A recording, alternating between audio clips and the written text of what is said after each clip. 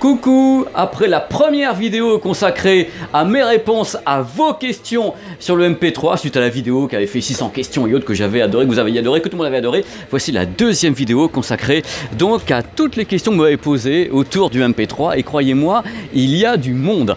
Alors... il y a la première question à laquelle j'ai envie de répondre parce qu'elle est top et qu'elle m'éclate littéralement et qu'elle résume totalement tout ce que vous me dites. Je l'ai vu arriver au moins 10 fois, 20 fois cette question. Alors j'ai du MP3, ça c'est la question. Bien, tu as du MP3, why not? Moi j'en ai aussi. Est-ce que si je convertis le MP3 en Wave, en FLAC, en AIFF ou n'importe quoi, est-ce que je fais un bond en avant en qualité parce que j'aurais mis le fichier MP3 en Wave et en FLAC? Eh bien... comment dire? Il fait beau aujourd'hui en tous les cas, regardez comment il fait beau. Non, alors je vais vous expliquer un truc, je vais résumer les choses d'une façon très simple. Quand vous avez un fichier MP3, imaginez que le fichier MP3 c'est 10 kg de plomb. Si vous prenez ces 10 kg de plomb et vous les mettez à l'intérieur d'une boîte en or, ça restera 10 kg de plomb. Quoi que vous fassiez autour, vous mettiez des diamants, des trucs comme ça ne changera rien du tout. Ça restera 10 kg de plomb. Donc vous ne pourrez rien faire. Votre fichier MP3, il restera malheureusement uniquement un gentil fichier MP3. Vous ne pourrez pas changer les caractéristiques techniques d'un fichier MP3. Je suis désolé de vous décevoir, c'est comme ça. Voilà. Et le Wave et le FLAC, il faut faire attention à un truc, pendant que j'y suis. Le Wave et le FLAC, il y a souvent des fichiers qui traînent sur Internet, qui sont des fichiers FLAC, des fichiers Wave gratuits. Sachez que la plupart du temps, et même souvent, il s'agit de fichiers MP3 qui sont dans des containers FLAC ou Wave. Donc vous pensez quand vous avez ces fichiers gratos, ah c'est super, j'ai un fichier Wave et FLAC gratos, et quand vous allez le jouer ce fichier, la plupart du temps c'est du MP3 qui a été mis dedans. Donc faites gaffe, ça va vous paraître con ce que je vais dire, méchant et tout ce que vous voulez, mais le meilleur moyen d'avoir une vraie qualité CD, c'est d'acheter des CD. Masterisé, remasterisé comme vous voulez, ou bien d'aller dans les plateformes de téléchargement comme Qobuz et autres qui font de la qualité CD. Il n'y a pas d'autre choix, c'est qu'à un moment donné, si vous voulez vraiment des fichiers de qualité, il va falloir passer un petit peu à la caisse quand même. Je sais, c'est pas marrant, moi aussi ça me fait pas plaisir de dépenser de la thune, mais au moins quand on dépense de la thune, on est sûr de ce qu'on a, quoi. Voilà, c'est tout ce que j'avais à vous dire. Autre question qu'on me pose tout le temps, mais vraiment du matin au soir, j'utilise iTunes, c'est bien, utilise iTunes mon garçon, je dois transférer des CD, bien, c'est super, t'as acheté des CD, quel est le format qui est le meilleur pour transférer ces CD sur iTunes? Bon, on va d'abord éviter le MP3, mais tu peux le faire si tu veux, moi ça me pose pas de problème, on va éviter le AAC même s'il est meilleur que le MP3. Dans ce cas, il te laisse 3 choix sur iTunes. Il te reste l'ALAC, alors l'ALAC c'est le système Apple de compression de données audio sans aucune perte à l'arrivée, c'est-à-dire comme un zip, on ouvre, on ferme. Après tu as le Wave et la IFF. Alors personnellement, moi j'utilise la LAC, mais attention, la LAC n'est pas lue par tous les types de matériel. J'ai une affection pour le Wave, parce que le Wave est lu par beaucoup de matériel, mais par contre les fichiers Wave sont très lourds, très gros. Donc il faut le savoir, même chose pour la IFF qui n'est pas lue par tous les matériels, mais les fichiers sont énormes.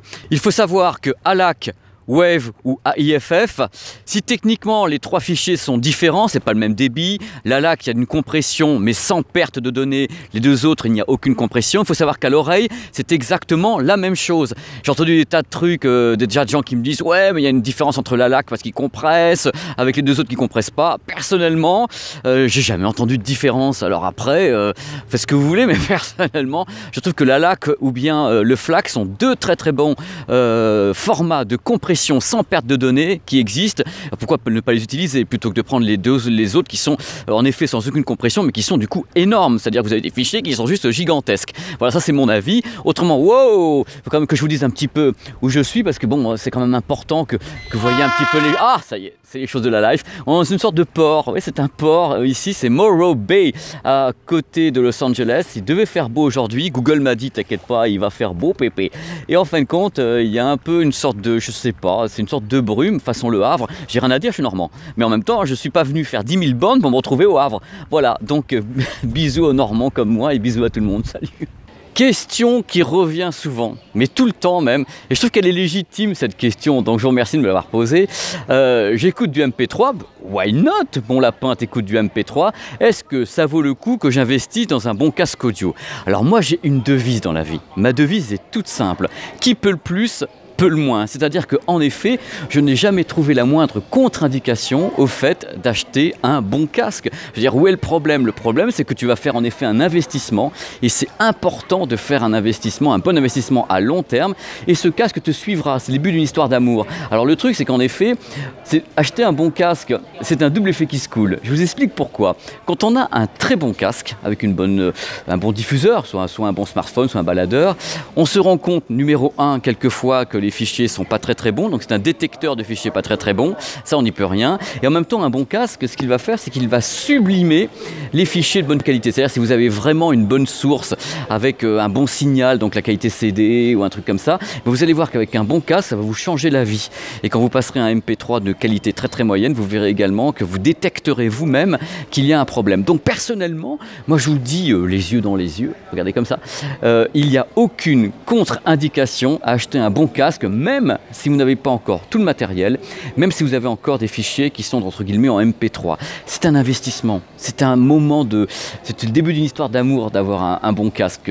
Et c'est vrai que ça coûte cher, mais une fois qu'on l'a, c'est le sien. Et puis rien ne vous empêche, quand vous avez un bon casque, même si vous n'avez pas tout de suite des beaux fichiers ou autres, quand vous baladez chez peut-être vos parents ou des amis qui ont une chaîne hi-fi ou un truc comme ça, vous pouvez mettre votre bon casque dessus et dire ah bah c'est vrai, j'ai déjà un bon casque et après j'aurai peut-être des bons fichiers ou une meilleure source, mais c'est déjà le début d'un investissement. Donc le casque de bonne qualité, je dis oui. Pour visiter en même temps comme ça, c'est super. Question de Antonio, question primordiale. Je voudrais ton avis sur le format OGG Vorbis comparé au MP3 ou au AAC d'Apple. Alors à mon avis, le OGG Vorbis, qui est un format qui est malheureusement pas très connu, est le meilleur des formats qui assurent une compression. Il y a des pertes, mais le débit peut aller jusqu'à 500 mégabits par seconde sur le OGG Vorbis. Donc fatalement, c'est celui qui est le moins destructeur sans aller jusqu'au format ALAC ou au FLAC. Mais malheureusement, le OGG Vorbis a un problème qui est tout simple, c'est qu'il n'est pas tellement utilisé sur toutes les plateformes. C'est-à-dire que, par exemple, iTunes ou autres ne prennent pas le OGG Vorbis.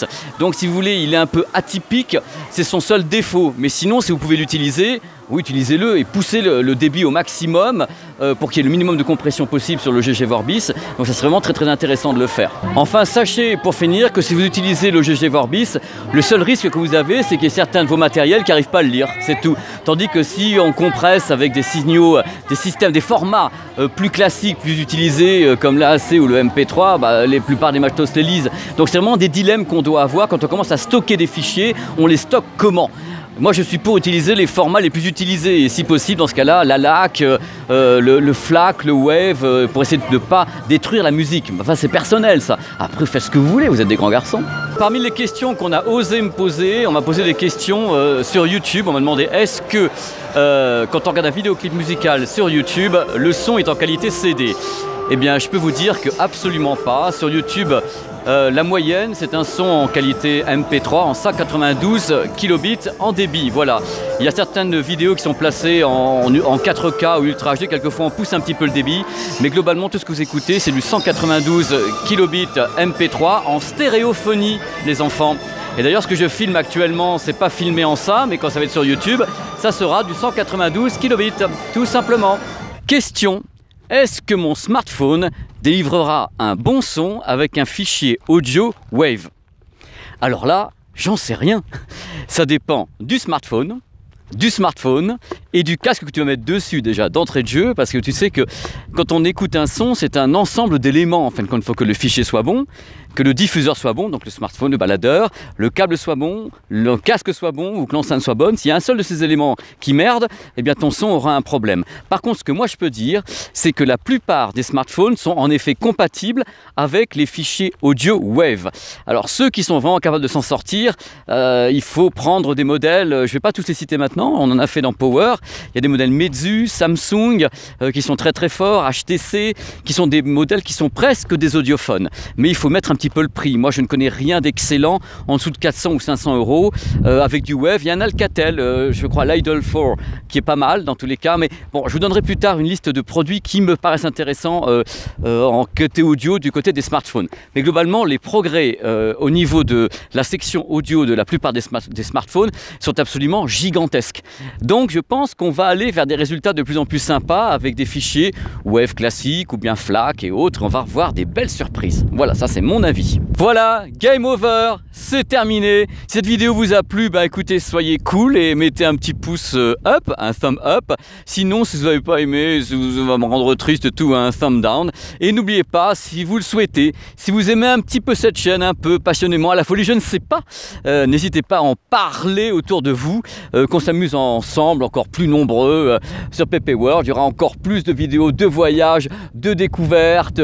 Je sais pas, là je suis en plein milieu du désert, donc je sais pas ce que je vous raconte parce que le soleil a tapé sur ma petite tête et je mets jamais de casquette. Voilà, bon, amusez-vous bien, à très vite, je vous embrasse et à bientôt sur PP World. Salut.